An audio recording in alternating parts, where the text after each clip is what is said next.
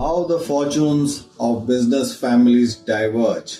In this series, let me speak about the Piramal family. Yes, the erstwhile Piramals of Morarji Mills.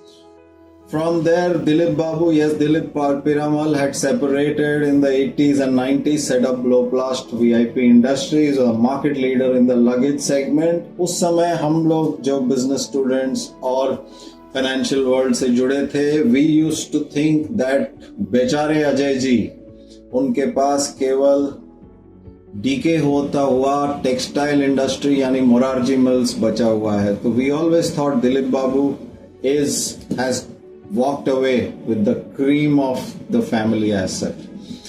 But Ajay Piramal, over the years, including for his brother who was no more with us, Miss Urvi Piramal, the way they plotted their strategic moves, got into Nicholas Piramal at the time when the pharma industry was really so nascent. Formulations companies were available so cheap.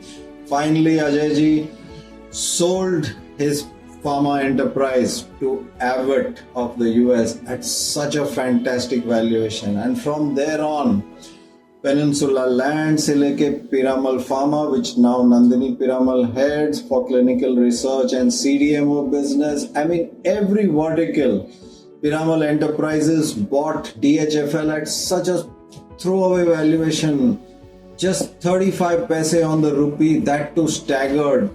I mean, the kind of deals which Ajay ji managed, including having his son marry the daughter of you know who, all this now, when you benchmark with Dilip Babu's career, the way it has gone, finally his kids are also no longer in the family business. His same-sex marriage daughter has migrated to the United Kingdom.